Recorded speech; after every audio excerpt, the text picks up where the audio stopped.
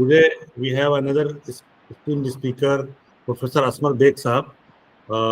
He is a former chairperson, Department of Political Science, former dean, Faculty of Social Sciences. As far as educational qualification is concerned, Sir did his MPhil, PhD in Political Science, and Sir has also received American Studies Prize for the best doctoral dissertation of American Research Studies, and Sir has also received Fulbright Fellowship. His area of interest is international relation and strategic studies, electoral studies, and Muslims politics in India. As far as Sir's teaching experience is concerned, he has more than 36 years of teaching experience of teaching UG, PG, and PhD students in Department of Political Science, AMU Aligarh. Participants, sir का जो research area है और research experience है वो भी more than 35 years है, and sir has also contributed 15 chapters in various quality edited book and presented more than 30 research articles in national and international journals of repute. Sir has published 5 quality books and he has also reviewed more than 20 books. He has supervised successfully 25 PhD that is awarded, and he has also conducted one major research project and 25 and coordinated more than 25 survey research projects. As far as he was secretary of Vice Chancellor Aligarh Muslim University Aligarh, Director of Career Planning Center of AMU, and Director of RCA, AMU Aligarh, convener of Annual Report Committee AMU, and more importantly, he was the state coordinator of Center for Studies of Developing Societies, New Delhi.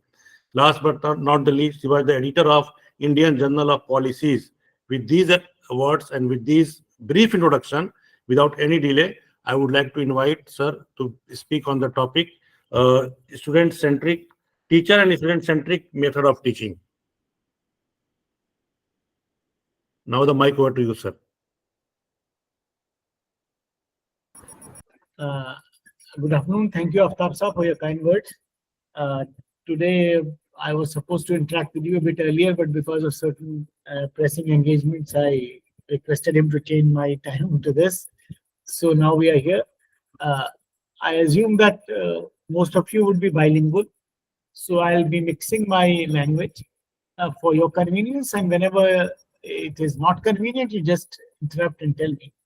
So what I propose to do is that in the first 1 hour, I'll make certain submissions and I'll flag certain issues, and towards the end, we'll have about half an hour to have discussions, questions, and comments, whatever you might have, so that it becomes an interactive session and it is useful for all of us. Friends, when we are talking with colleagues, it is not like somebody is delivering a lecture or teaching someone. We are all colleagues, so we are trying to understand certain issues which are important. And since, as you know, I am a student of politics, so I would try to look at the issue from the perspective of my discipline. And what I propose to do is that I would try to talk about certain important constitutional values which are important for teachers to imbibe and then to instill those values in their students, so that the teaching learning process becomes much more productive, whatever subject one is teaching, whatever discipline you are in. But these are certain universal ideas and they are extremely important for us. Now, the problem is that most of these constitutional ideas are, say, apparently very simple, and most of us would usually assume that we understand them, we know them, and they are very simple things. But most of the times, we are not able to appreciate the nuance of those ideas. And that is the reason we also do not very easily appreciate their importance, why they are there, from where they have come, and why they are so very important for our being as Indian citizens and for any kind of academic engagement between students and teachers, why these values play such an important role.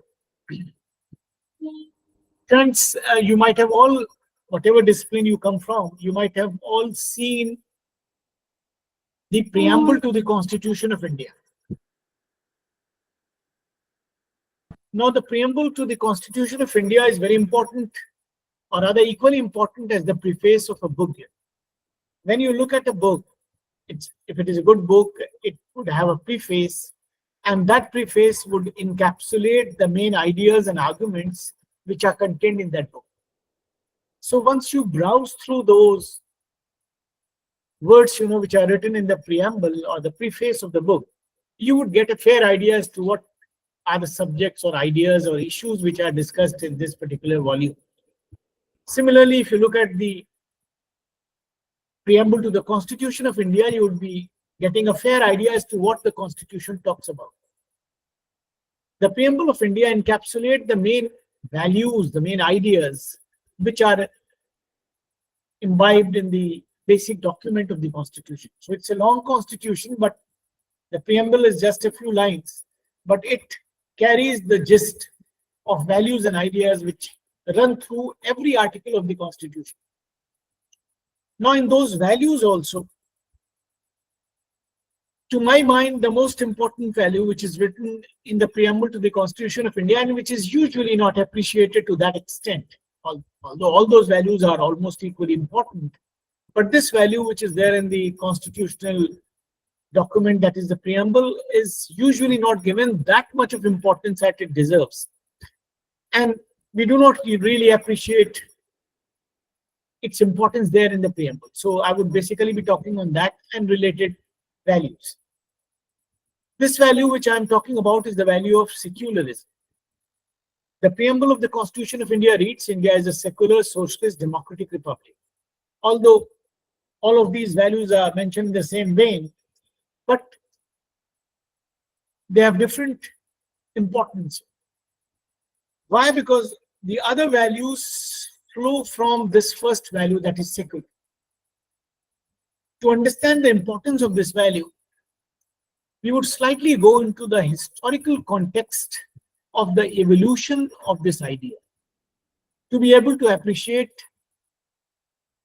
what this value is and how important it is for our constitutional document and for us as citizens of this country. Friends, the word secular actually is a word which is of European origin, and it originated on the European continent, and there is a certain context in which it originated. Now, many of you would wonder that why I am going into the context. I should talk about what it means for India and Indians in the present times. But those of you who are from social sciences would understand that whenever we try to understand any value, any term, any idea, any concept in social sciences, it is always understood with reference to the context of its evolution. That is the most important thing, because the evolutionary process gives meaning to that concept. And that is the real meaning of the concept. So when you look at its evolution, you also know the real meaning, and you also know the circumstances, the conditions, the reasons which led to the growth of that concept, and why it was so important in that context. And then you can relate that context to your own context and then understand its importance.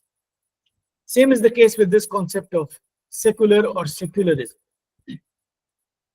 What actually happened on the European, I'll make a long story short. What actually happened on the European continent was that in the medieval times,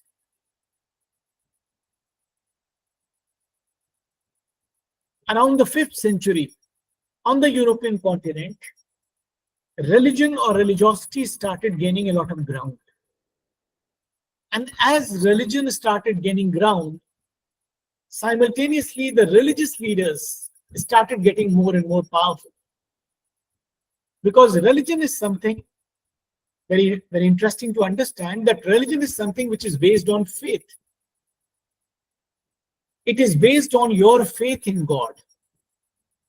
What is implied in this faith is that you believe in God, but you will never see God in this life till you die. And if you will see God, you will only see and meet God after you die. You will not see God in this world.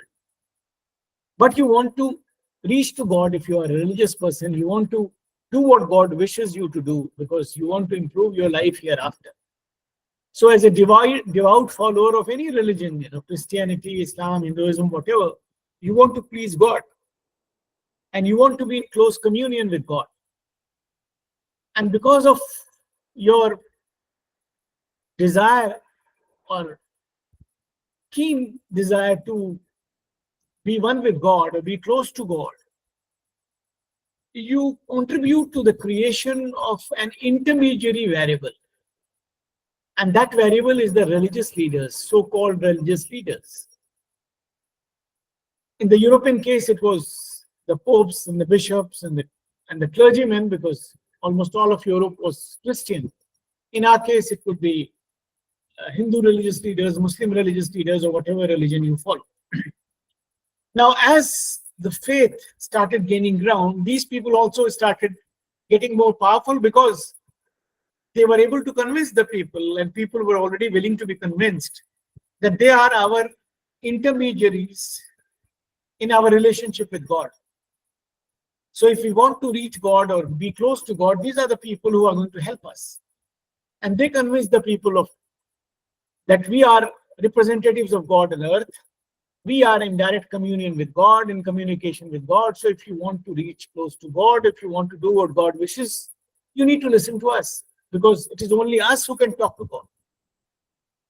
So therefore, they became so very important and powerful. And since faith is blind, rather faith is necessarily blind, because as I mentioned, you have never seen God and you believe you will never see God in this life. So you believe in this person or these persons who link you or connect you to God. And that makes these people very powerful. And as your faith becomes stronger, or as the factor of faith gains more ground in the society, so there is a proportionate increase in the power of these people. And the same thing happened on the European continent. And as religion started gaining more and more ground, these religious leaders started becoming more powerful. And in fact, they slowly and gradually became more powerful than the rulers of respective countries on the European continent. Now, when these people became so very powerful, you all might have heard about the very famous saying of Lord Acton, that power corrupts and absolute power corrupts absolutely. So same thing happened with these people, that they started getting corrupt and more corrupt. They were getting so much of money, so much of everything in this world with no accountability, and they could do whatever they wanted because the people had full faith in them, and the rulers were also powerless to constrain them. And they became powerful to the extent that they started selling certificates of heaven. So you pay them money, they'll give you a certificate for heaven. It will be put in your grave, when you die, and when you go to God, you show to God that you have got this certificate, and then God will take you to heaven. Imagine this happening on the European continent in those times. And there were all kinds of things which were happening. And this thing continued for around 1,000 years. Slowly and gradually, around the 15th century AD, when the Europeans rose up from their slumber, they realized that this is something very bad happening to us. And this dominance of faith in the public life has closed our rational faculties. We are now away from rationality, away from science, away from discovery, away from invention, away from creating any new thing in this world. And as a consequence, we become a very closed society. And that has led to our downfall in worldly affairs, in science, in technology, in all other fields of philosophy, knowledge generation, and everything. And that was the time when the other civilizations of the world, especially the Ottoman civilization, was on the ascendance. And they came even politically and dominated many parts of Europe and even conquered territories. And the Europeans were going down. So that is the period when what the Europeans call as their dark ages. But slowly, when they rose from the slumber, they realized that the basic reason for our downfall, for our backwardness, for our civilization going down is this prominence which we have given to faith in public life. Public life means your conduct outside your house, which affects the lives of other human beings. So when religion dominates the public life, what happens? That rationality or rational thinking goes on the back foot, because it leaves no scope for rational thinking, because it is against the interest of these intermediaries, these religious leaders who want you to close your rational faculties and open your faculties of faith, because that is what they are trying to address. If you open your rational faculties, you will be able to immediately see through their ploy, what they are doing, how they are befooling you, how they are taking you for a ride, and the game would be done. So they don't want you to use your rational faculties, to close your rational faculties and always talk about faith, about something which you have not seen, yet you believe in that. So when the Europeans rose up, they realized that this was a big mistake which they were doing. And therefore, what they needed to do was to give prominence to rationality of thought in the public sphere. That whatever you do in your house, whether you believe in God or you don't believe in God, whatever you do, it should be limited to your personal life. But when you come out of your house in the morning and start doing things, whatever you do when you come out of your house in the morning, it affects the lives of other human beings. And that should all be based on rationality. That should all be judged by rationality. Faith should have no place there. So that is what the Europeans realized, and they gave this prominent role to rationality in public life. And that was later on this phenomena, this thinking, this worldview came to be known as secular or secularism. So secularism basically means rationality of thought.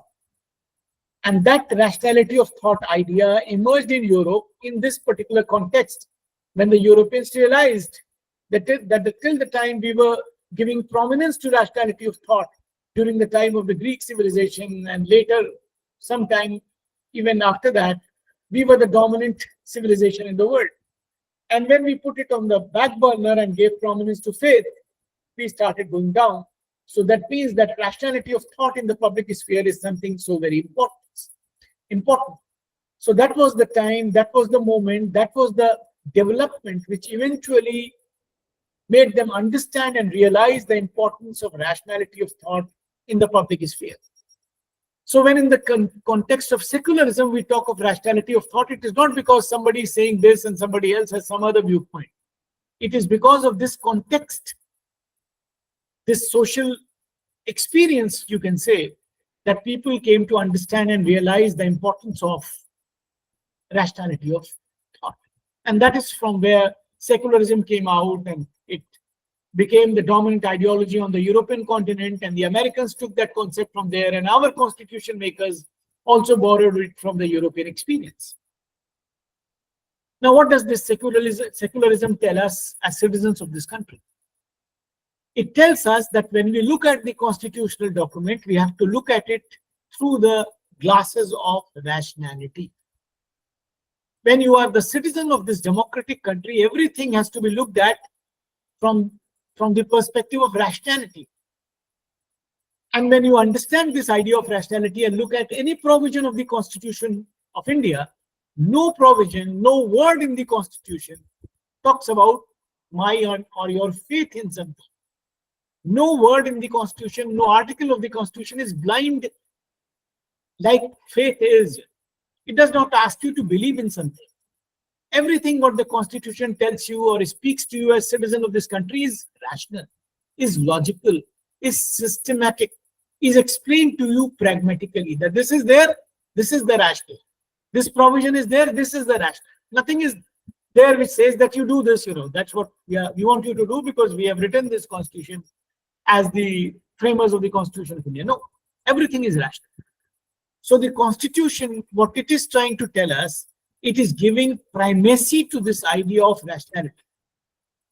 And if you look at it honestly, you realize that if as citizens, we all have the glasses of rationality on our eyes, many of our problems are going to be resolved. But the problem is that in most of the cases, when we look at things and issues and concerns in our country, we have colored glasses on our eyes. And what are those glasses? Those glasses are not of rationality, but of faith. I'll tell you how. For example, if you look at your public life here in this country, what do we see? We see there are 4 major problems which afflict us as citizens of this country. What are those 4 major problems? Communalism, casteism, regionalism, linguism. What is the basic idea behind these problems? The basic idea is a non-rational faith in the superiority of my identity and a non-rational belief in the inferiority of the identity of the other. What does this mean? For example, if I'm wearing these communal glasses, I believe that my religion and the teachings of my religion and my co-religionists, all of us are better than somebody who belongs to the other religion. And if the other person on the other side of the fence also is communal, she also has the same kind of perspective vis-a-vis me. Why this understanding is non-rational? This understanding is non-rational because there is no scientific evidence till date in this world which tells you that your religion is better than mine or vice versa, or which tells me that my religion is better than yours.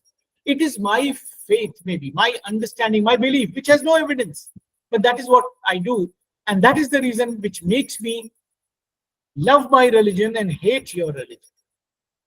Love people who belong to my religion and hate people belonging to the other religion. Only then it is communalism. If I don't do that, it is not communalism. So hatred or animosity or venom on the basis of somebody's religious identity is communalism. Similarly, casteism, it is again an accident of birth. But when I believe that my caste and people of my caste, we are all superior to you just because of my caste identity, even if I happen to have failed in my high school examination and you are the topper of UPS, but still I think you are inferior to me. And you also have some reasons to think that I am inferior if I am merit-wise superior to you. So again, the same logic that there is no scientific evidence in the world to prove either of our prejudices. Similarly, linguism, that my language is better than yours, there is no scientific evidence to prove this either way in this world. Similarly, regionalism, my religion, my region, and people belonging to my region are better than people belonging to your region. That again has no scientific basis. So we are doing all these things non-scientifically, or all these things are affecting many of us in India because of our non-rational perspective to religion, caste, region, language. Now, all these things are there and they are fine. People belonging to different religions live here, it's fine, it's natural. People who have different castes, fine. People speak different languages, fine. The problem arises when we start nursing animosity or hatred against people belonging to the other side just on the basis of this accidental identity. Now, the other question is that why do we have this kind of animosity? What is the basic reason? I start with communalism, for example. Communalism is the distorted form of religiosity. Now, in India, you all know, and we all know, that most of us are believers in one religion or the other. Whomsoever you meet on the streets and talk to someone, the person will say, I believe in God. Whether the person is a Hindu or a Muslim or a Christian or a Sikh, but most of us are believers. Now, you also know that all of our religions teach us good things. The basic teachings of almost all religions are quite similar. All our religions teach us to be good human beings, to love other human beings, to be honest, to be nice, to be non-violent, all kinds of good things are there. Now, logically, we should all be very good human beings because we all claim to be religious. All our religions teach us good things. So we all should be living with amity, with peace, loving each other, helping each other. But that is not what happens. Instead, a lot of us have this feeling of animosity on the basis of religion. So why religiosity turns into communalism? There are many reasons, but I'll talk of one. And this reason basically is our misplaced affection with our religion and people belonging to our religion. What happens that if you love people belong to your religion more than people belong to the other religion, it's fine. It's quite natural also that people who are with you, who belong to your religion, you love them more, but you also love people belonging to the other religion. They are also there, fine. But what happens that you start hating them? One of the basic reasons is our misplaced understanding of love and affection in this context. In fact, our love for our religion and our love for our co-religionists is quite often obsessive. You all are mature people. You all understand the difference between love and obsession. Love is a very nice, good, positive feeling. But obsession is very dangerous because a person becomes obsessed with the object of his love. And that obsession, which is excessive, possessive love, generates hatred. And that's the reason quite often we read in the newspapers that some boy loved some girl, and when she spurned his advances, when she refused to marry him, he shot that girl or threw acid on the face of that girl. Now it's so surprising. How is it happening that you love someone so much and still you go and kill that person? And that gives you peace. And you throw acid on the face of that person. Why? Because that is not true love, that is obsessive love. And that obsessive love turns into hatred. And that makes it easy for you to even kill that person whom you loved so dearly. So obsession is a very dangerous thing. And the same kind of obsession is here with us if we are communal people. That we, instead of loving people of our religion, we start hating people belonging to the other religion. In fact, we start measuring our love for our religion with our hatred for the other religion. Many of you might have noted this one. कभी आपने ध्यान भी दिया होगा कि अक्सर हमारे अखबार में, टीवी में, सोशल मीडिया पर अगर कोई इंसान अपने सुकांता रॉय जी अपना माइक ऑफ कर दे, प्लीज पुट ऑफ योर। अक्सर कोई इंसान जो अपने को क्लेम करता है कि हम फला धर्म के बहुत बड़े लीडर हैं, फला मजहब के, तो what does that person do? To prove his credentials he starts spewing hatred against people belonging to the other religion. मतलब आप समझे इसको, कितनी खतरनाक बात है कि मुझे अपना लव साबित करने के लिए हेट्रेड की लैंग्वेज को यूज करना। और जब मैं बहुत ज्यादा हेट्रेड की लैंग्वेज यूज करता हूं दूसरे धर्म के लोगों के लिए और दूसरे धर्म के लिए, तो मेरे धर्म के बहुत से लोग मानते हैं कि हाँ ये सही लीडर है। हाउ डेंजरस है that you need to use the language of hatred to prove your love.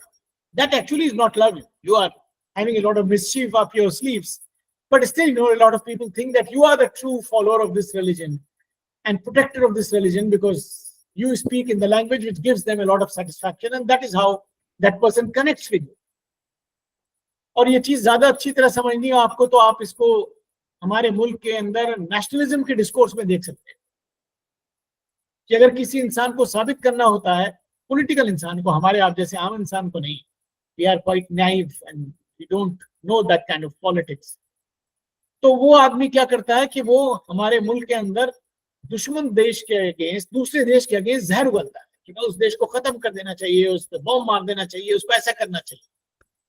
और तब बहुत लोग हमारे मुल्क में मानते हैं कि वो इंसान देश से बहुत प्यार करता है। आपने कभी सुना कोई इंसान ये कहता हो और उसको मीडिया में बहुत जगह मिले कि मैं अपने देश से बहुत प्यार करता हूँ? लोग कहेंगे अरे तो सभी प्यार करते हैं। नहीं, तो आपको अपना पेट्रियोटिज्म प्रूफ करने के लिए हेट्रेड की जबान यूज करनी। ऐसा नहीं कि प्रॉब्लम हमारे यहाँ, दूसरे देश में भी ऐसे होता है, वहां भी लोग कहते हैं कि इंडिया को खत्म कर देना चाहिए, तो लोग मानते हैं कि साहब वो सही में अपने देश से प्यार करता है। That's a different point, but we are Indians and we are concern about our country.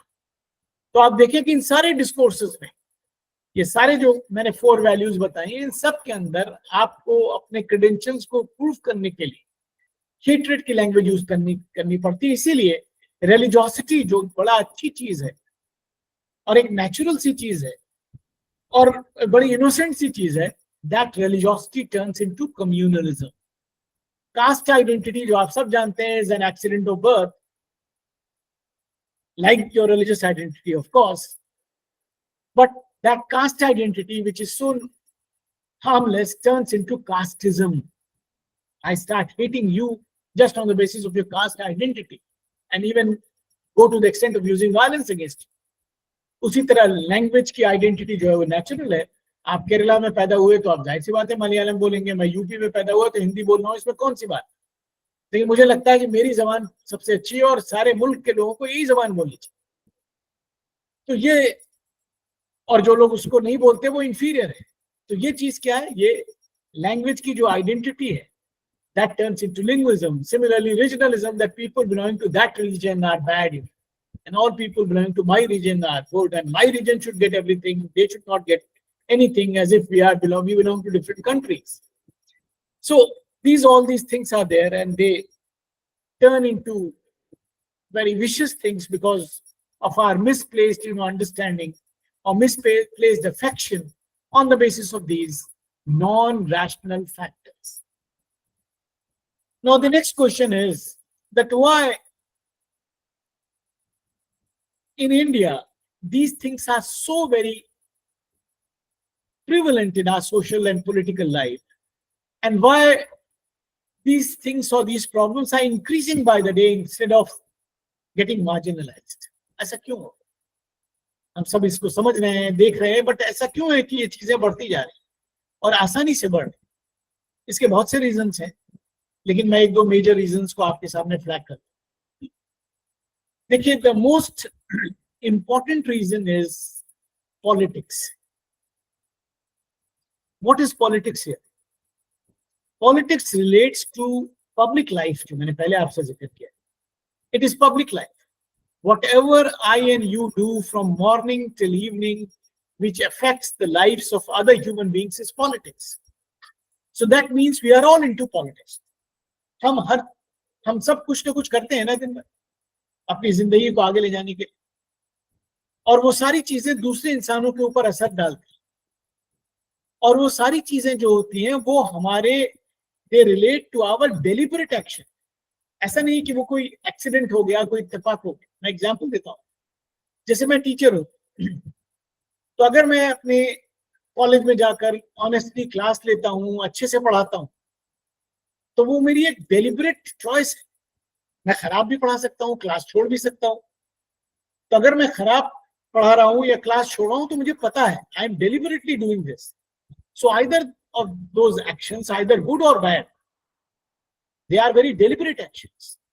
और मुझे पहले से पता है कि मैं अच्छा करूंगा तो उसका अच्छा असर ही पड़ेगा बच्चों को, और ये खराब चीज करूंगा तो उसका बुरा असर होगा. ऐसा नहीं हो सकता कि इस वाले का असर अच्छा हो जाए और इस वाले का बुरा हो जाए, जबकि ये दोनों अच्छे बुरे नहीं, या मतलब उल्टे.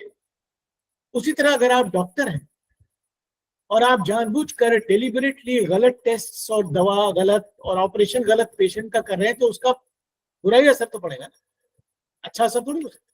और उसके ऑपोजिट पे आप जानबूझकर पेशेंट के साथ ईमानदारी से भी पेश आ सकते हैं, उसका ऑपरेशन गलत नहीं कर सकते हैं, उसको सही दवा लिख सकते हैं, बिला वजह के टेस्ट नहीं लिख सकते. तो आप जो दो चीजों में से एक चीज चुनते हैं एज डॉक्टर रोज कंसिस्टेंटली, तो आप जानबूझ के कर रहे होते हैं, और आपको उसका कॉन्सिक्वेंस भी पता होता है कि ये करने से बुरा असर पड़ेगा, but you don't care because you are getting the money. अगर मैं इंजीनियर हूँ, बालू का पुल बना रहा हूँ, तो मुझे पता है कि किसी दिन एक्सीडेंट हो सकता है, ये पुल गिर सकता है. जैसे अभी पता नहीं कितने पुल हल्की फुल्की बारिश में गिर गए. तो जिन्होंने पुल बनाया था, ऐसा थोड़ी था कि उन्होंने बहुत अच्छा पुल बनाया था और उसमें बहुत सीमेंट लगी थी और बहुत अच्छी उसकी डिजाइन थी और फिर भी गिर गया. आज तक आपने सुना हिंदुस्तान में कोई अंग्रेजों के जमाने का पुल गिरा हो? वो तो बहुत पहले हिंदुस्तान से चले गए, तब उतनी टेक्नोलॉजी भी नहीं थी, और उसके बाद रोज पुल बनते हैं, रोज गिरते हैं. तो क्या मतलब उन्होंने कोई जादू कर दिया था क्या? क्लियर है कि हमारे यहाँ करप्शन है, हम बेईमानी करते हैं, खराब पुल बनाते हैं, खराब सड़कें बनाते हैं, हर चीज खराब बनाते हैं, तो रोज गिरती है, सीधी बात है. तो we all understand that it's a very rational thing to understand. तो बात क्या हुई कि हम जो भी एक्शन करते हैं पब्लिक स्फीयर में, वो डेलिबरेट होता है. And we are only talking of deliberate action. ऐसा नहीं कि कोई एक्सीडेंट हो गया उसकी बात. उसी तरह से जो लोग इलेक्शन लड़ते हैं और मिनिस्टर बनते हैं, चीफ मिनिस्टर बनते हैं, सेंटर में मिनिस्टर बनते हैं, वो भी बहुत काम करते हैं, और उनके भी एक्शंस का लोगों पर असर पड़ता है. उन्हें भी पता है कि ये करेंगे तो लोगों को फायदा होगा. अगर हम नए नए अस्पताल बना देंगे और रोड अच्छी बना देंगे तो लोगों को फायदा होगा ना, और नहीं बनाएंगे तो उसका फायदा नहीं होगा, खराब बनाएंगे तो उसका खराब असर होगा. उन्हें भी पता है. तो वो भी पॉलिटिक्स में है, आप भी पॉलिटिक्स में. फर्क सिर्फ स्केल का है. आमतौर से हमारे लिए बड़ा सेटिस्फाइंग होता है कि हम मुल्क की सारी प्रॉब्लम का को उनके कंधे पर डाल देते हैं कि जो गवर्नमेंट है स्टेट में सेंटर में उनकी प्रॉब्लम है, हम लोग तो बड़े अच्छे लोग, हमने कुछ नहीं गड़बड़ किया। एक्चुअली हम सब की रिस्पॉन्सिबिलिटी। ये फर्क बस इतना है कि हम क्योंकि छोटे लेवल पर ऑपरेट कर रहे हैं, हमारा स्केल छोटा है, तो हमारे गलत एक्शन का असर या अच्छे एक्शन का असर बहुत लिमिटेड लोगों पर पड़ रहा है। और वो लोग जो स्टेट में मिनिस्टर है या चीफ मिनिस्टर है या सेंटर में मिनिस्टर है या प्राइम मिनिस्टर है, उनके एक्शन जो होते हैं वो डेलिबरेट एक्शन है, अच्छे या बुरे, उनका असर ज्यादा लोगों पर पड़ता है। सिर्फ फर्क स्केल का है। We both are into politics. ठीक है। Now the point is that whatever is happening in the public sphere is politics, but this whatever is happening in the public sphere has a very close relationship with the availability of resources in the country. अगर मुल्क में resources बहुत होते हैं आमतौर से, तो उन रिसोर्सेज का काफी हद तक असर हमारी कंडक्ट पे पड़ता है, स्पेशली जो हमारी गवर्नमेंट से उनकी कंडक्ट पे पड़ता है, क्योंकि वो हायर लेवल पर ऑपरेट कर रही हैं और बेसिकली हम उन्हीं की बात करने जा रहे हैं। अगर मुल्क के अंदर रिसोर्सेज बहुत हैं, और फॉर एग्जांपल आप लोग मुल्क के यूथ्स हैं, आपको जॉब चाहिए, तो गवर्नमेंट आसानी से आप सबको जॉब्स दे सकती है और देना चाहेगी, बिकॉज गवर्नमेंट को अगला इलेक्शन भी जीतना है।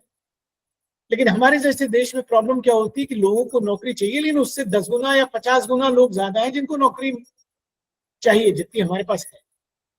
तो जो भी सरकार होती है चाहते हुए भी सबको नौकरी नहीं दे सकती, चाहते हुए भी सबको कोई भी चीज नहीं दे सकती, क्योंकि there are so many people in the country, so much requirement is there and the resources are very limited. तो हमारे मुल्क की कंडीशन को ब्रॉडली स्पीकिंग आप कह सकते हैं कि we operate in a situation which is known as politics of scarcity या पॉलिटिक्स इन स्कैरसिटी। तो हमारी पब्लिक लाइफ जिस सिचुएशन में ऑपरेट करती है वो स्कैरसिटी की सिचुएशन। अब ब्रॉडली स्पीकिंग उसके ऑपोजिट में आप यूरोप या अमेरिका जैसी कंट्रीज को देखें, तो वहां क्या है, रिसोर्सेज बहुत ज्यादा है, लोग बहुत कम है। तो वहां की सरकार के सामने इस लेवल के चैलेंजेस ऑब्वियसली नहीं है जैसे हमारे यहाँ। तो वहां पर क्या है, पॉलिटिक्स ऑफ प्लेंटी या पॉलिटिक्स इन प्लेंटी। कनाडा जो है दुनिया का दूसरा सबसे बड़ा मुल्क है फॉर एग्जाम्पल, लेकिन कनाडा की पॉपुलेशन दिल्ली के बराबर है।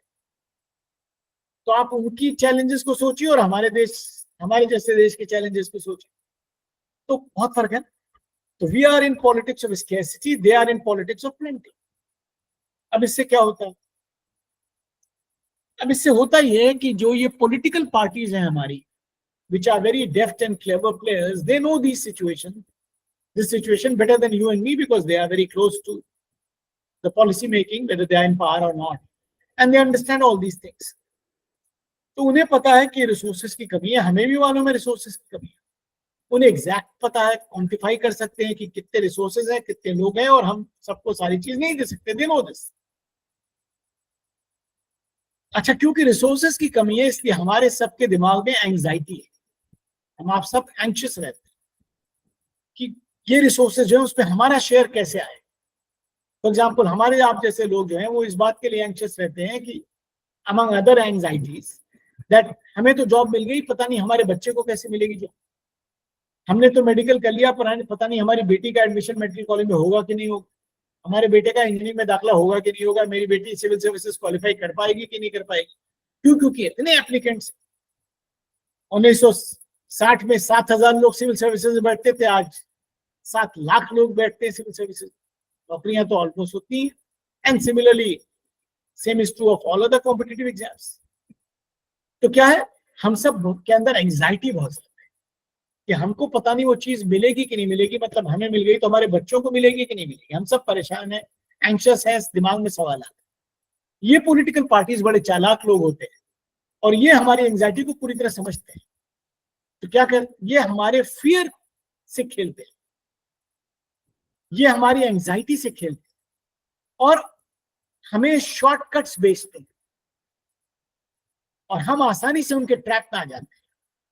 और ये शॉर्टकट्स जो हैं वो किस रास्ते से हमारे पास आते हैं, उन्हीं 4 रास्तों से आते हैं जो मैंने पहले आपको बताया, कम्युनलिज्म, कास्टिज्म, रीजनलिज्म, लिंग्विज्म। ये ऐसा क्यों होता है? Because political parties understand fully well that even if they want, with utmost sincerity, they will not be able to satisfy our needs in terms of requirement of resources. No, they will never be able to give jobs to all of the jobless. They will never be able to give food to all the hungry. They will never be able to give housing to all the homeless, and they will never be able to give anything or anything to everyone, in the whole country. It's almost impossible. So they understand that even if they try to sincerely do it, they will not be able to do it. मतलब कितनी भी कोशिश करेंगे fail हो जाए। ये वो party भी जानती है जो पावर में है, और जो पार्टी पावर में आने की कोशिश कर रही है उसको भी पता है।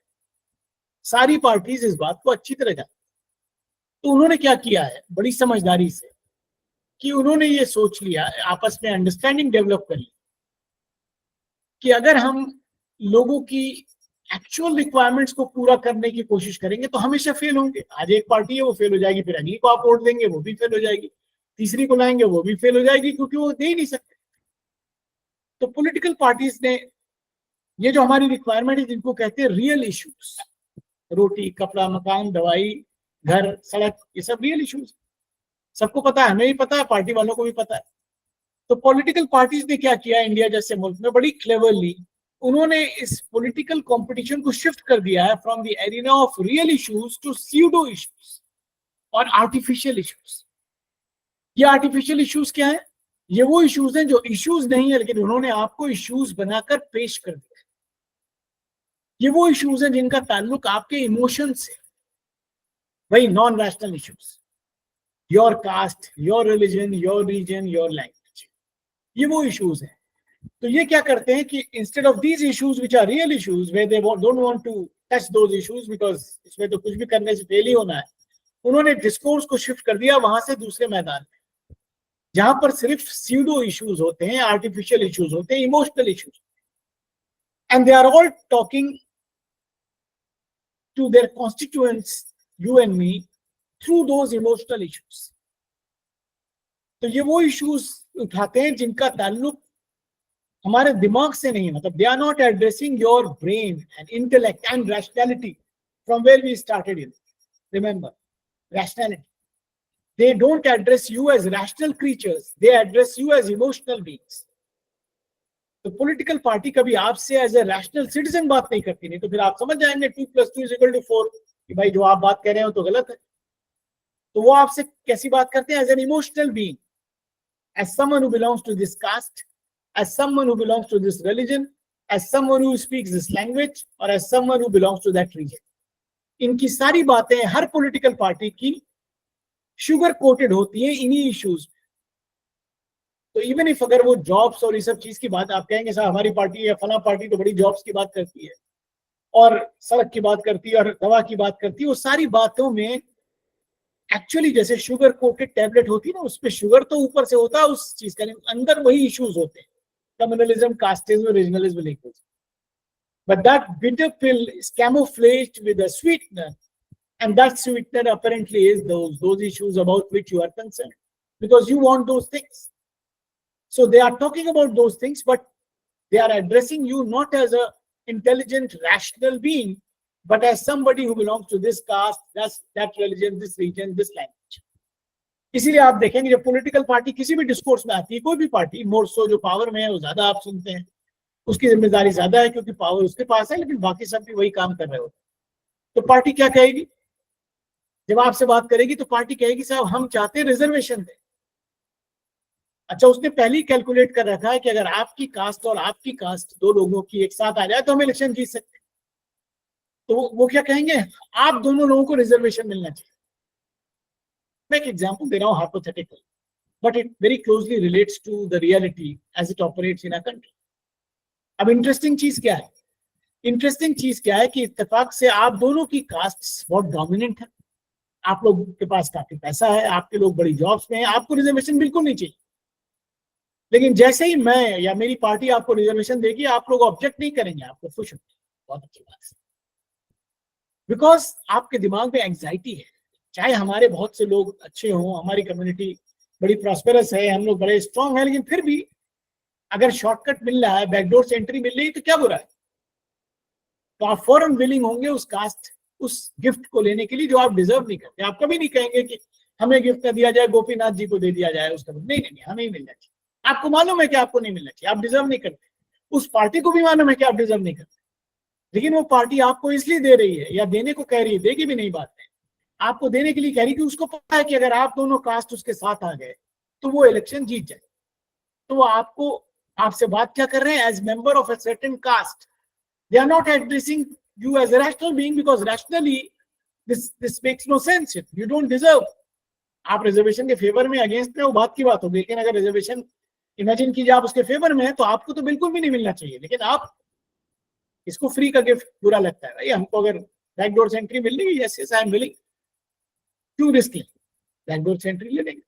उसी तरह दूसरी पॉलिटिकल पार्टी आएगी, वो आपको as a religious being address करेगी कि आप मुल्क में बड़ी कमी है, लेकिन अगर आपके धर्म वालों को अगर हम ये चीज दे दें तो आपको मिल जाएगी, नहीं तो अगर दूसरे धर्म वालों से आप शेयर करेंगे तो नहीं मिलेगी, बल्कि उन्हीं आपकी सारी चीज वो ले रहे हैं। तो इस पॉलिटिक्स में सबसे खतरनाक बात क्या है कि these political parties create internal enemies. वो अपने ऊपर नहीं लेते हैं, और आपको भी ये लगता है कि अगर मुल्क में जॉब्स नहीं है, कोई और चीज नहीं है, तो उस पार्टी या जो पार्टी पावर में इससे पहले थी उसकी जिम्मेदारी नहीं है, ये तो उस रिलीजियस ग्रुप की जिम्मेदारी है जिन्होंने आपके शेयर की चीजें गलत तरीके से ले रखी। इसमें भी कोई साइंटिफिक एविडेंस नहीं, वो पार्टी आपके सामने कोई स्टैटिस्टिक्स नहीं देगी, चाहती भी नहीं कि आप स्टैटिस्टिक्स देखें, सिर्फ आपके इमोशंस को उभार दें। अच्छा, इमोशनलिज्म ऐसी चीज है कि उसमें इंसान को सेटिस्फेक्शन तब मिलता है जब रिस्पॉन्सिबिलिटी दूसरे पे चली जाए। तो अगर मैं आपसे कहूं कि आपको नौकरी इसलिए नहीं मिली क्योंकि आपको कुछ आता जाता नहीं है, आप पढ़ाई में कमजोर हैं, आप डिजर्व नहीं करते, या हम आपको दे नहीं सकते, तो आपको अच्छा नहीं लगेगा। जब हम कहेंगे कि आप बहुत डिजर्विंग हैं, आप बहुत अच्छे हैं, जबकि आप नहीं है एक्चुअली, और आपको जॉब इसलिए नहीं मिली कि पड़ोस वाली मैडम ने वो जॉब ले ली, तो आपको सेटिस्फैक्शन मिले। और यही वो पार्टी चाहती है, इसी से उसको सपोर्ट मिलता है। ये कॉमन सेंस लॉजिक है। जैसे आप देखें कि किसी का बच्चा फेल हो गया हो और उसको कोई जाके बताया कि साहब बच्चा तो आपका बड़ा इंटेलिजेंट है, लेकिन वो टीचर खराब, और स्कूल में डिस्क्रिमिनेशन होता, तो आपको फौरन वो बात अपीलिंग लगती, और आप कभी अपने दिमाग का इस्तेमाल नहीं करते कि आपके पड़ोस का आदमी, उसका बच्चा भी उसी स्कूल में पढ़ता है, वो टॉप कर गया है, और आपका बच्चा फेल हुआ है, तो बच्चे में गड़बड़ हो सकती है। बच्चे ने नहीं पढ़ा, लेकिन किसी को भी अच्छा नहीं लगता कि उसके बच्चे को खराब कहा जाए, और वो भी इंसान नहीं सोचना चाहता कि मेरा बच्चा खराब है। तो जैसे ही कोई उससे ये बात कहता है कि आपके बच्चे की प्रॉब्लम जो है वो कहीं और है, जो कि बिल्कुल रैशनली वो बात समझ में नहीं आती, लेकिन आपके इमोशंस को वो चीज फिट करती है और आपको वो चीज अच्छी लगती है और आप उसको मान जाते हैं। और कभी कभी पेरेंट्स, आपने जब आपके बच्चे छोटे रहे होंगे या जिनके हैं, तो आप जाके देखें, अक्सर पेरेंट्स जो है वो टीचर से लड़ रहे होते हैं, दूसरी तीसरी चौथी क्लास की पेरेंट्स टीचर मीटिंग में, एक एक दो दो नंबर के लिए, कि आप टीचर ने आपने नंबर कम दे दिया क्योंकि आप मेरे बच्चे को लाइक नहीं करते। दूसरी तीसरी क्लास में किसी बच्चे के 2 नंबर 3 नंबर आगे पीछे हो गए, तो उसके लिए टीचर लाइक या डिसलाइक करेगी किसी बच्चे को? नॉर्मली तो नहीं कर सकती, अगर कोई मेंटल इलनेस है तो बात अलग है। लेकिन हम सब पढ़े लिखे लोग, डॉक्टर, इंजीनियर, प्रोफेसर लोग जाके, और उनकी मदर्स जाके रोज पेरेंट टीचर मीटिंग में टीचरों से लड़ रही होती है इसी छोटी छोटी बातों, जिसके पीछे कोई रैशनल चीज नहीं, लेकिन मेरा बच्चा सबसे अच्छा है, अच्छा लगता है। उसी तरह मेरी कास्ट सबसे अच्छी है, उसकी कोई गलती नहीं, मेरे रिलीजन के लोग सबसे अच्छे हैं, उनकी कोई गलती नहीं। और पॉलिटिकल पार्टीज इतनी क्लेवर हैं कि वो चाहती है कि आपका अटेंशन उनकी तरफ ना जाए, क्योंकि जाहिर सी बात है, मैं पावर में हूँ, मेरी सरकार है आपके स्टेट में, तो आप खुद से ही सवाल पूछेंगे, पूछना चाहिए। लेकिन मैं आपको बता रहा हूँ, मुझसे सवाल मत पूछिए, सवाल इनसे पूछिए तो पड़ोस में आपके बैठे, क्योंकि उनकी वजह से आप कोई रिसोर्स नहीं, तो आपको बड़ा अच्छा लगता है, सेटिस्फैक्शन मिलता है, यही मैं चाहता हूँ, और फिर आप मुझे वोट देते हैं। तो पॉलिटिकल पार्टीज क्या करती हैं कि इन्हीं 4 चीजों को, कोई पार्टी एक चीज को यूज करती है, कोई दूसरे को, कोई 2 के कंकॉक्शन को यूज करती है, but they use only these 4 issues, and they are all emotive issues, to play with your emotions and to tell you that these are the main issues, and consequently shift the political discourse from the arena of real politics to pseudo politics. इसमें सबसे बड़ी casualty किस चीज की हुई? Secular thinking की। अब हम लोग सेकुलरिज्म वर्ड का इंडिया में यूज है बड़े लिमिटेड सेंस में करते हैं, रिलीजन की कोई बात हुई तो सेकुलरिज्म की बात आ जाए, और पॉलिटिकल पार्टीज ने उसको मिसयूज करके उसको और बुरा हाल कर दिया, जबकि सेकुलरिज्म हर कदम पे आ रहा है। देखिए, हम इन चीजों में क्यों ग्रस्त हैं, क्यों फंसे हुए, क्योंकि हमारी थिंकिंग सेकुलर नहीं. The moment I wear those secular glasses, I'll see it clearly. 2 plus 2 makes 4. Why you are inferior just because of your identity? You are inferior if you are qualitatively inferior to me in terms of some test which we take in relation to a job or something. तो एक ही चीज है merit, जिसके base पर हम और आप inferior superior हो सकते हैं सिटीजन्स ऑफ दिस कंट्री, बाकी कोई और चीज. लेकिन पॉलिटिकल पार्टीज आपको सुबह शाम बताती है कि मेरिट कोई चीज नहीं होती. आपकी रिलीजियस आइडेंटिटी इंपॉर्टेंट है, आपकी कास्ट आइडेंटिटी इंपॉर्टेंट है, लिंग्विस्टिक आइडेंटिटी इंपॉर्टेंट है, और रिलीजियस आइडेंटिटी. तो प्रॉब्लम क्या होती है पॉलिटिक्स ऑफ आइडेंटिटी में या पॉलिटिक्स ऑफ स्कैर्सिटी में, कि पॉलिटिकल पार्टीज आपको आइडेंटिटी से बाहर नहीं जाने देती. आप चाहें भी जाना तो आपको वापस खींच देते. इसीलिए आप देखें कि थोड़े थोड़े दिन बाद different political parties depending upon their interest in चीजों के टेम्परेचर को बढ़ाती रहती है. कोई ऐसा इशू उठाती रहती है कि अगर आप लोग एज सिटीजन्स थोड़ा रैशनली सोचने की कोशिश भी कर रहे हैं तो फिर भूल जाएं और इमीडिएटली एक दूसरे को हेट करना शुरू करें, because in your hatred lies there victory. तो ये एक बड़ी डेंजरस चीज है जो मुल्क के अंदर होती है, और इसकी वजह से मुल्क के अंदर इतना डिस्कॉर्ड, इतनी डिसयूनिटी, इतना वायलेंस होता है. और सब क्यों हो रहा है? Because we quite often forget to understand that important term secularism which is enshrined in the constitution, in the preamble of the constitution of India. तो मेरी समझ से क्या चीज सबसे इंपॉर्टेंट है, that as teachers at least we need to internalize this idea of secularism. So whatever be your discipline, आप science पढ़ा रहे हो, सोशल साइंस, ह्यूमैनिटीज, कुछ भी पढ़ा रहे हो, but you are a very important link in this process of socialization or social learning of young impressionable minds who come to learn at your feet in your school, college, university, wherever you are. तो आप as teacher, जो आपकी सोच है, अगर आपकी non rational सोच है in all any of these matters or all of these matters, it certainly rubs on your student. आप ऐसा कभी नहीं कह सकते कि साहब मैं तो उस चीज में बात ही नहीं करता, मैं तो फिजिक्स पढ़ा रहा हूँ. ऐसा नहीं हो सकता कि साल भर फिजिक्स पढ़ाते पढ़ाते आप कोई ऐसी बात तक कहें जो बच्चों को वो मैसेज दे दे कि आपकी सोच क्या है. Whether your thinking is on secular lines or non-rational lines, in terms of your, rather your being as a citizen of this country. So it is very important for us, because we are involved in this process of teaching, learning, and every year young impressionable minds come to us. So if we do not have that kind of a secular mindset, secular rational thinking as citizens of this country, we will be creating our clones year after year. ऐसा नहीं हो सकता कि हमारी thinking as even as parent, मैं बहुत communal हूँ, casteist हूँ, और मैं चाहूँ कि मेरा बच्चा ऐसा ना हो, ये नहीं हो सकता. क्योंकि मेरा जो डिस्कोर्स है घर के अंदर, मेरी फैमिली के अंदर, मेरे रिश्तेदारों के बीच में, मेरे जानने वालों के साथ, वो डिस्कोर्स उसी लाइन पे होता है, और मेरे बच्चे या उनके बच्चे उसी चीज को पिक करते हैं.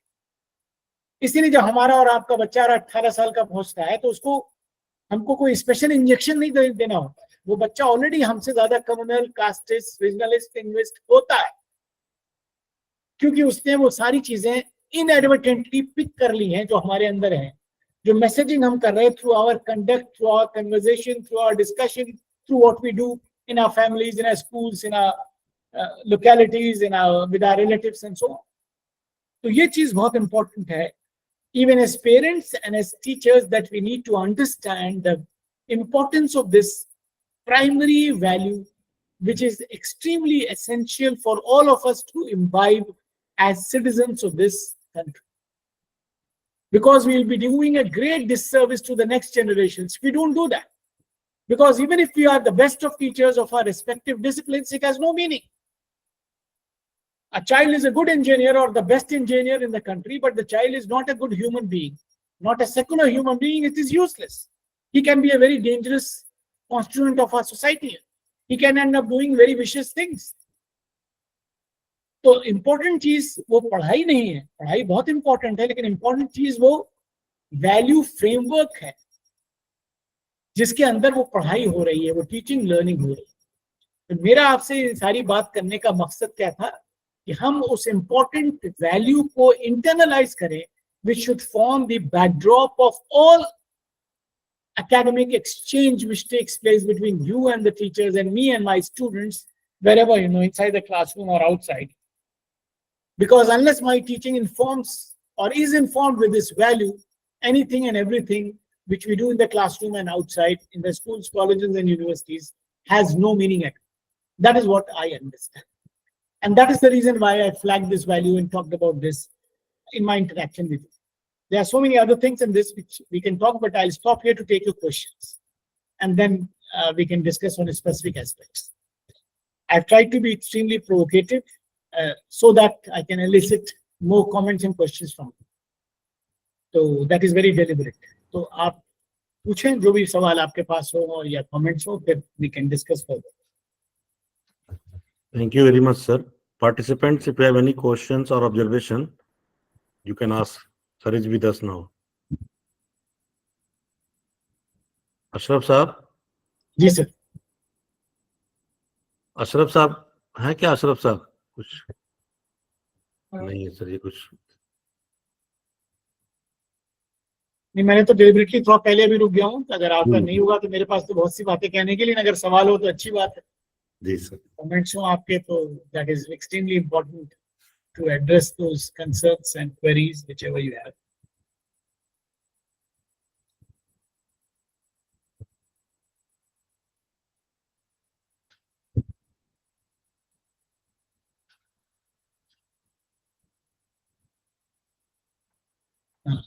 चलिए साहब, एक शोएब साहब का सवाल आया. आप लोग काफी पर्दा सिस्टम में बिलीव करते हैं. मेरे ख्याल से कोई आदमी सामने नहीं आ रहा है. उन्होंने सवाल लिख नो सर, नो सर. मुझे लगा शायद आपका वीडियो ऑन करके पूछ ले सर से. शोएब साहब, मतलब kindly on your video. this kind of a format, you know, it looks like you are talking to the wall because people are not even visible. But anyway, we are used to this. तो चलिए शोएब साहब, सवाल समझ गया. बहुत अच्छा सवाल आपका है कि, और ये बड़ा ऑब्वियस सवाल है. सबके दिमाग में आता है कि हमें करना क्या चाहिए, हम कर क्या सकते. देखिए, ऐसा कि इस तरह के सोशल चेंज में कोई भी बात कही जाए उसका मतलब तभी है जबकि उसका कोई प्रेसिडेंट हो इन द पास्ट. समझ रहे हैं? जैसे मैं आपसे कोई कहूं कि ऐसी चीजें करें तो आपको लगेगा यार पता नहीं ऐसा करने से क्या होगा, इतना बड़ा मुल्क है. लेकिन अगर कोई एग्जाम्पल आपको दिया जाए किसी दूसरी सोसाइटी का कि उसने कैसे वो चीज करी, तो हमारे बात समझ में आती. जैसे मैं इस कॉन्टेक्स्ट में आपको अमेरिका के एग्जांपल दूंगा, जो कि मतलब I am not a big fan of America, but the point is that if something is good in some country we need to emulate. किसी से भी अच्छी चीज सीखी जा सकती है. अब हम लोग तो अपनी इन्हीं चीजों से परेशान हैं. अब हमारी जो आइडेंटिटी है, देखिए वो कितनी मतलब इतनी ऑब्वियस नहीं है. जैसे for example, if I am a communal person, I first need to know your identity and then I will start hating you. पहले मैं आपसे पूछूंगा आपका धर्म क्या है, जब आप बता देंगे तब मैं हेट करूंगा. वैसे शक्ल सूरत से आप अच्छे इंसान लगे. उसी तरह अगर मैं कास्टिज्म में बिलीव करता हूं तो पहले मैं आपसे पूछूंगा, जब आपकी कास्ट आइडेंटिटी मुझे पता लगेगी तब मैं हेट करूंगा. अमेरिका में तो रेसिज्म था, है आज तक काफी. वहां तो शक्ल देख के ही पता लग जाता था कि you are white, I am black. मतलब हेटरेट के लिए सवाल नहीं पूछना. और इतनी डीप रूटेड वो थी हेटरेट, जो फॉर्चुनेटली हमारे मुल्क में नहीं है, कि वहां लोग जिस तरह का वायलेंस करते थे, जिंदा जला देते थे ब्लैक्स लोगों को. आपको पता है क्या हाल थी अमेरिका. और 1960s में जब ओबामा, जो अमेरिका के प्रेसिडेंट थे, उनके फादर जिंदा थे, तो अगर ओबामा के फादर 1962 में किसी रेस्टोरेंट में जाते अमेरिका में, तो शायद उनको सर्व नहीं किया जाता, उनको किक कर देते बाहर कि यू निगर गेट आउट. और ओबामा के फादर कभी सोच भी नहीं सकते थे अपने ख्वाब में भी कि उनकी ही जिंदगी में, या मतलब उनके इंतकाल के बाद कुछ दिन बाद, उनका अपना बेटा इस मुल्क का प्रेसिडेंट बन जाए. आप समझे मतलब how change happens in a society. America में 1963 में 63, 64, 65 में सिविल राइट्स एक्ट्स बने. कानून तो हमने भी बना दिया था, untouchability is a punishable offence. Article 1747 में लिख दिया, लेकिन लिख दिया और भूल गए. वहां उन्होंने सचमुच लिख लिया उसको. उसका नतीजा क्या हुआ, कितना चेंज अमेरिकन सोसाइटी में. आज आप कह देंगे कि अमेरिका में भी रेसिज्म है, लेकिन इंटेंसिटी का इशू होता है. अब अमेरिका में क्या हुआ कि with in a span of just 40 odd years, Americans became so mature to the extent that they understood that even if this person is black, if he is the best person to be the president, we should vote for him. And they could elect Obama as the president of the most powerful country in the world. America दुनिया का सबसे बड़ा ताकतवर country तो है ही है, लेकिन America के प्रेसिडेंट को जितने पावर्स उस ताकत के साथ हैं वो भी बहुत ज्यादा है. समझ रहे हैं? तो उतनी बड़ी पोजीशन अमेरिका की मेजॉरिटी व्हाइट पॉपुलेशन ने सीक्रेट बैलेट से उस ब्लैक आदमी को दे दिया। आप समझ सकते हैं इंडिया के कॉन्टेक्स्ट कि हम कहां तक जा सकते हैं। क्यों दे दी? ये भी कितनी समझदारी की बात है। समझदारी क्या है? समझदारी ये है कि मैं चाहता हूं कि मेरी गाड़ी का ड्राइवर जो है वो तो बहुत अच्छा हो, बेस्ट आदमी मेरी गाड़ी का ड्राइवर, लेकिन मेरे देश की गाड़ी का ड्राइवर जब सबसे थर्ड क्लास आदमी हो, तो ये तो बेवकूफी की बात हो गई। आप बात समझ रहे हैं कि नहीं? मतलब don't take it just an example. जैसे फॉर एग्जांपल मैं बहुत बड़ा अनटचेबिलिटी में यकीन रखता हूं और मैं आफ्ताब साहब के हाथ का पानी भी नहीं पी सकता, इनको अपनी कुर्सी में भी नहीं बैठने दे सकता। कल मुझे बहुत सीरियस प्रॉब्लम हो गई मेडिकल, और जिस हॉस्पिटल में एडमिट हुआ उसमें कहा मैंने कि साहब मुझे तो बेस्ट डॉक्टर चाहिए। उन्होंने बताया साहब बेस्ट डॉक्टर तो ठीक है वो है एक आफ्ताब साहब, लेकिन ये तो उस कास्ट से बिलोंग करते हैं जिनको आप तो टच ही नहीं कर सकते, और ये आपका दिल विल सब छुएंगे, तो ये तो साहब नहीं होगा। तो मैं कहूँगा नहीं नहीं साहब वो तो बात ठीक है, लेकिन डॉक्टर तो उन्हीं से ऑपरेशन कराई। अब क्या हुआ साहब, कल तक तो कास्टिज्म जो है मेरे दिल और दिमाग में घुसा हुआ था, और आज मैं उसी आदमी से अपने पूरे बॉडी को सब कुछ कराने को तैयार हूं, उसका ब्लड भी लेने को तैयार हूं, क्योंकि मेरी जान बच जाएगी। Are you getting my point? तो मतलब I am so selfish that these identity factors immediately go off the moment my interest comes into picture. बात समझ रहे हैं कि मेरी गाड़ी का ड्राइवर जो है, अगर वो कहें कि साहब सबसे अच्छा ड्राइवर जो है वो तो उस कास्ट या रिलीजन का जिसको आप देख भी नहीं सकते, और आप वाला जो है वो कभी कभी एक्सीडेंट भी कर देता है, तो कौन सी टैक्सी आपको भेजूं सर सुबह दिल्ली जाने के लिए? तो मैं कहूंगा भाई वही वाली टैक्सी वाला ड्राइवर भेजो जिसको मैं हेट करता हूँ, क्योंकि टैक्सी से कोई फर्क नहीं पड़ता। क्यों? क्योंकि मेरी जिंदगी का मसला। तो जब मैं अपनी जिंदगी का डिसीजन कर रहा हूं तो मुझे बेस्ट आदमी चाहिए, irrespective of religion, caste, region, language. Best teacher, best doctor, best engineer, best सब कुछ, इर्रेस्पेक्टिव ऑफ एनीथिंग। वैसे मैं बहुत बड़ा नेता हूं अपने रिलीजन, कास्ट और सारी चीजों। तो आप इमेजिन कीजिए कि कितनी अजीब सी बात है, बेवकूफी की बात है कि मैं अपने लिए जब डिसीजन लूं तो बेस्ट हो मेरे पर्सनल लाइफ के लिए, मेरे बच्चों के लिए, और जब मैं अपने देश या प्रदेश या शहर के लिए डिसीजन कर रहा हूं तो मैं इन बायसेस से गाइड हो रहा हूं। अमेरिकन ने इस बात को समझ लिया कि जो मेरे लिए डिसीजन होगा वो भी बहुत सेल्फिश होगा, बेस्ट आदमी चाहिए, और मेरे देश के लिए जो डिसीजन होगा वो भी बहुत सेल्फिश होगा, बेस्ट आदमी चाहिए, जैसा भी। आप बात समझ रहे? तो जब आप एज ए नेशन इतने मैच्योर हो जाते हैं तो आप वो डिसीजन करते हैं जो अभी अजीब लग रहा है। आज शायद हमें अजीब लग रहा हो सकता है, आज से 20, 25, 30 साल बाद इंडिया में भी हम इतने मैच्योर हो जाएं that we look at the best person, you know, whosoever is there, either as a ग्राम प्रधान और as a अलीगढ़ का मेयर और एज ए चीफ मिनिस्टर और as a prime minister, whatever है, जो आदमी बेस्ट है वो हमें चाहिए। लेकिन वो तब होगा जब हम इन पॉलिटिकल पार्टीज के प्रेशर से बाहर आए। देखिए पॉलिटिकल पार्टीज को तो बड़ा अच्छा लग रहा है, उन्हें कुछ नहीं करना है, सिर्फ स्पीच देनी है, आपको आपस में लड़ाना है, कभी ये वाली जीत जाएगी कभी वो वाली जीत जाएगी, काम कुछ नहीं करना है क्योंकि आप काम देख ही नहीं रहे, आप तो कास्ट, कम्युनिटी, रिलीजन, लैंग्वेज देख रहे हैं ना। जिस दिन हम आपका बात मैं कह रहा हूं तो हम सब हैं उसमें, देश के लोग, जिस दिन हम लोग काम देखने लगेंगे, यही पॉलिटिकल लीडर जो आपको बड़े खतरनाक लग रहे हैं यही सब काम करने लगेंगे। आदमी में कोई खराबी नहीं है, ऐसा नहीं कहिए आपके अच्छे लोग पॉलिटिक्स में आने लगेंगे, जो अक्सर लोग कहते हैं अच्छे अच्छे कुछ नहीं, यही अच्छे हैं, यही जो आपके सामने आ रहे हैं इलेक्शन लड़ने, ये सब बहुत अच्छे लोग हैं, कोई खराब नहीं। लेकिन क्योंकि आप मिलावट वाला दूध ले रहे हैं तो दूध वाला आपको मिलावट का दूध दे रहा है, कल आप सब डिसाइड कर लेंगे कि मिलावट वाला दूध नहीं देना है तो वही दूध वाला आपको प्योर दूध भी देगा। मतलब this is a very elementary example, but the point is that you get what you demand. अगर आप खराब सामान मार्केट में हम सब ले रहे हैं तो मार्केट में खराब सामान मिल रहा है, अगर एज सिटीजन किसी स्टेज पर हाइपोथेटिकली स्पीकिंग आप सब यूनाइट हो जाएं तो मार्केट में कोई सामान नहीं मिलेगा क्योंकि आप रिफ्यूज कर देंगे लेने। उसी तरह political parties are dishing you criminals. अभी आया था रिसेंटली एक एडीआर की रिपोर्ट कि हर लोकसभा के बाद, इलेक्शन के बाद जो क्रिमिनल एंटीसीडेंट्स के लोग उनका नंबर बढ़ता जा रहा है। क्यों? क्योंकि आप उनको वोट दे रहे हैं ना, तभी तो बढ़ रहा है। अगर आप एज सिटीजन और हम एज सिटीजन रिफ्यूज करते हैं तो कल कोई पार्टी उनको टिकट ही नहीं देगी, वो आदमी को छाट के लाएगी बड़ा प्योर आदमी, क्योंकि उनको पता है कि वो जीतेगा ही नहीं। तो you will get the good products when you demand those good products.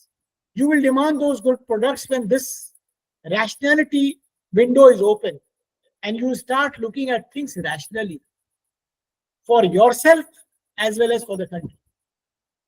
तो ये चीज कैसे अमेरिका में हुई है भी एक इंपॉर्टेंट सवाल है। वो हुई है कि उनके यहाँ right from the beginning school system में जो एजुकेशन सिस्टम है वहां से ही चीजें चेंज हुई। उनके यहाँ जो सिविक एजुकेशन होती है कि राइट फ्रॉम द बिगिनिंग बच्चों को ये चीज समझाई जाती है, सिखाई जाती है स्कूल में, इवन फैमिलीज में। Merit, whatever you have to do, whatever you will get in this world will be through merit, and everything should be based on that secular rational thinking. So that forms the irreducible basis of their national life, and therefore when they grow up they become the kind of citizens which they want them to become. समझ रहे? तो ये चीज school, college, university, family से ही शुरू होनी है और हम सबको उसमें पहल करनी है। अगर मैं ये सोचूंगा कि सिर्फ मेरे के करने से क्या होगा और आप सोचेंगे कि आपसे क्या होगा, तो कभी नहीं कुछ होगा। चेंज जिस सोसाइटी में भी, जिस मुल्क में, दुनिया में आया, वो यहीं से आया। So you always need to make some humble beginnings and you have to start with yourself. अगर मैं दूसरों को देखूंगा, दूसरा तीसरे को देखेगा, जो हम लोग की स्टाइल ना, टीचर सब कॉलेज के कहते हैं प्रिंसिपल साहब ठीक नहीं है, और प्रिंसिपल साहब कहते हैं कि टीचर काम नहीं करते और कर कोई नहीं रहा है काम। अगर हर टीचर ये सोच ले कि मुझे सही से पढ़ाना है, बाकी कोई पढ़ाए कि ना पढ़ाए, और प्रिंसिपल साहब सोच रहे हैं मुझे अपना काम सही करना है, तो सबका काम सही हो। तो हम लोग की हॉबी है कि हम हमेशा दूसरे के बारे में देख रहे होते हैं और फिर कोई कुछ काम नहीं कर रहा हो। तो that is something which we need to change in, and that can only come when this window is open and this window is closed, or this is limited to your personal life, private life, inside the confines of your house. You can be very emotional, you can be very religious, you can be very faith-based, but the moment you come out of your house in the public sphere of the country, you have to be an enlightened citizen of India who looks at things only rationally. That is the only eye which you have. तो उससे सारी problem automatically solve होता है। Anyway, I hope I was able Thank to. you, sir. This is clear, sir. Yes. Thank you so much, sir. Gee, anybody else has any other issue?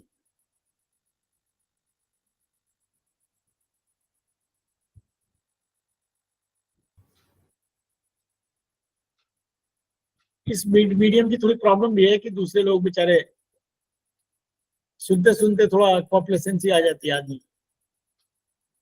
नहीं sir, मुझे लगता है कि आपके medium में तो कोई प्रॉब्लम नहीं है, बट ऑनलाइन की प्रॉब्लम है सर ये। हाँ वही मैं मीडियम की बात कर रहा हूँ। ऑनलाइन की जाहिर सी बात है, क्लास में तो बात ही अलग होती है, लोग सामने बैठे हुए हैं तो इंटरेक्शन में मतलब हमें भी अच्छा लगता है, आप लोगों को भी, मतलब क्योंकि भाई इंसान की बदल कोई ये मीडियम तो नहीं हो सकता, मीडिएट नहीं हो सकते, बिल्कुल। तो that is there.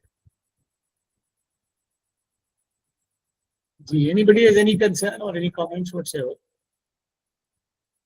Vishal sir कुछ पूछना चाहते हैं? विशाल सर।